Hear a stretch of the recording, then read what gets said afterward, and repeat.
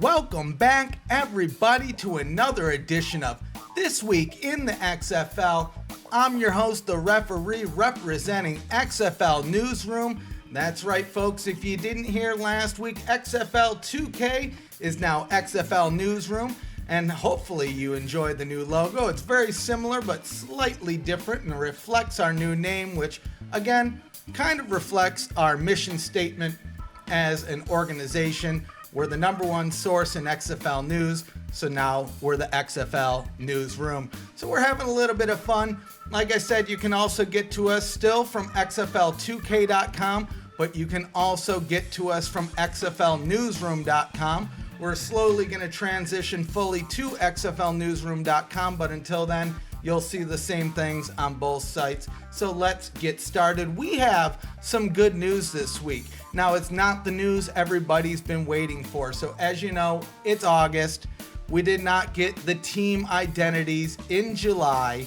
Now, I know there's a lot of people upset about this. There's a lot of people frustrated about this.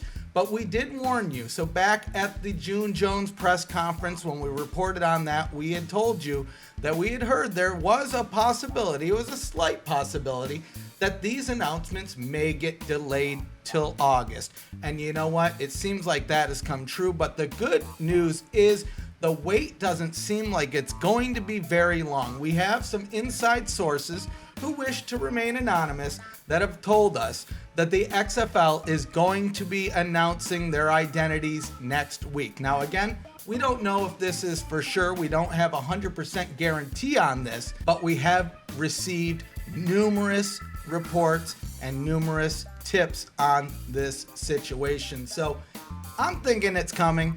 We're thinking it's happening before Wednesday, right? Because the preseason kicks off next week. I assume the XFL is going to want to get their announcement in before that kicks off, right? So we're thinking probably earlier in the week, but we don't know. It may not happen next week at all. I do assume it's got to happen in this month.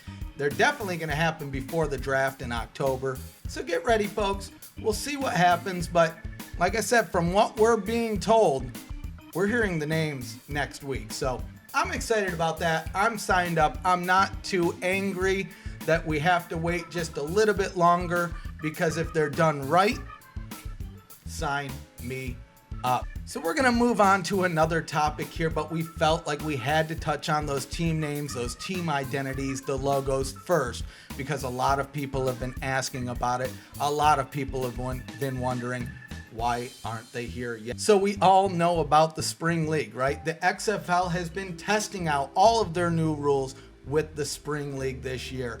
And we have a little bit more news. It seems like that partnership may about to be a little bit closer, right? So as you know, the Spring League just held its second of two summer showcases. So very similar to what the XFL has been doing with summer showcases, this Spring League has done as well. And these events, unlike the spring events, were held in California. And like we mentioned, as of now, the XFL and the Spring League have a strictly third-party relationship, right? The XFL doesn't have a stake in the Spring League, but they are their biggest client, right? So they've spent over 6 figures on 3 different Spring League events this year, right? So that's pretty big news. So according to a report from JohnWallStreet.com, who met up with the Spring League CEO Brian Woods, it sounds like the XFL and the Spring League are in preliminary talks for the Spring League to become the XFL's official D-League. And you know what? I'm signed up on that. We already heard about Team 9, right? So that's the team that's also going to be based out of Dallas, that is going to be used to supplement the rest of the teams if any of their players get injured, right? Which is genius move, something that Oliver Luck is bringing in from NFL Europe, right? This is what we're talking about, the right people in the right places. So the Spring League would develop the players, we assume, that would feed into this Team 9, right? So they would run the combines, probably run Team 9, or at least parts of their staff will, to feed into that, which will also feed into the rest of the league. Now, it's exciting, right? Because again, when we look at former spring leagues, The XFL is doing it completely different, right? This is not the old XFL. The old XFL didn't have a D-League, right? This new XFL, much more professional. They're starting to build their talents in-house. You have to start somewhere.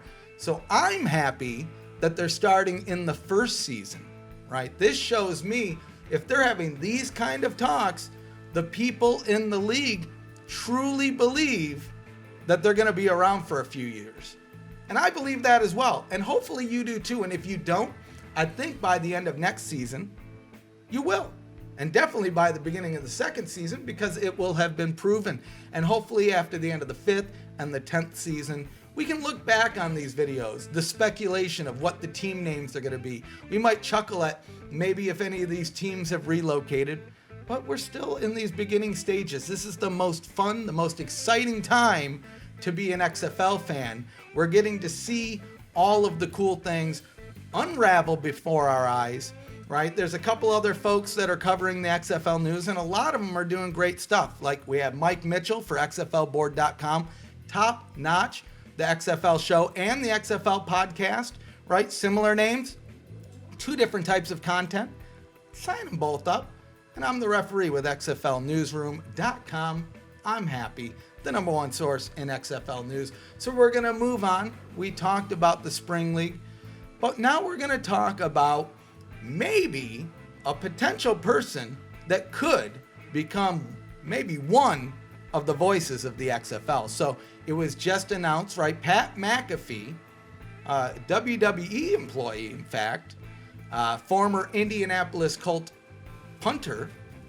So he had been speculating on social media that he had a big announcement, that he couldn't wait to unleash this news on the world. And a lot of folks, some folks at least, were speculating maybe he's talking about the XFL, right? So it wasn't the XFL. On Monday, Adam Schefter, a insider, right, NFL insider, broke the news that McAfee had signed a multi-year deal with ESPN to join their Thursday night crew for Thursday night college football. Now, if I'm a smart man, and sometimes I think I am, not always, but if I was, that leads me to believe that almost without a shadow of a doubt, we will be seeing Pat McAfee in the booth in the XFL. Now, I don't know if it's going to be every game. It won't be every game. Could it be just the Thursday night games that we heard had been speculated? Very possibly, right? I could see him at least in all of the ESPN broadcasts, and I like it. I really like his attitude. He's fun. He's got the kind of feel that we need for the XFL. He's a young dude. He has a football history.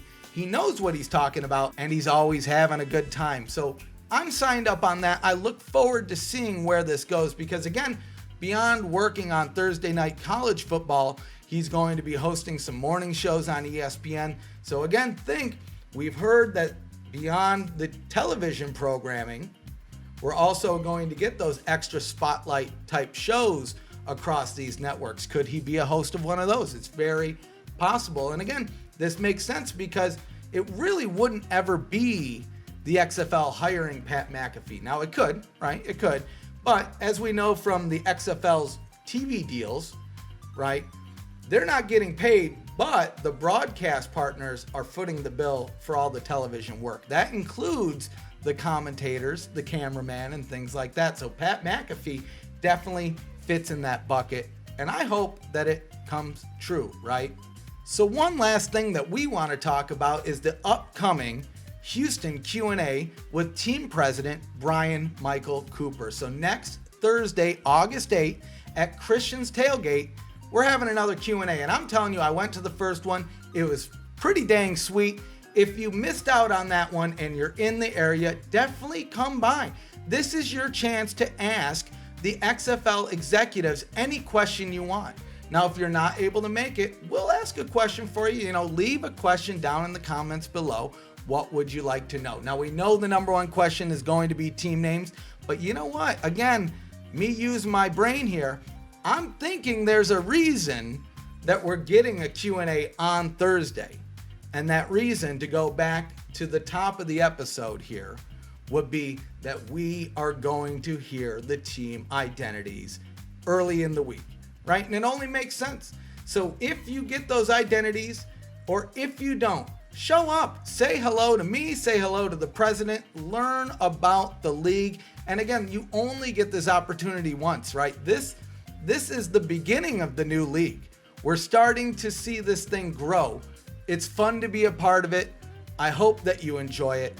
But hey, that's about it for this week. We had some decent news. Hopefully next week we're going to be talking about the team names, because when we do, we're going to rank them from worst to first. So get excited about that. But before I let you go, if you didn't know, we're also on Facebook and Twitter at XFL Newsroom. A little bit better, more premium handle. Sign us up there. Go give us a follow. Drop us a like. And since we're on YouTube, make sure you drop a like, comment, subscribe, and hit that bell to see when we're dropping new videos.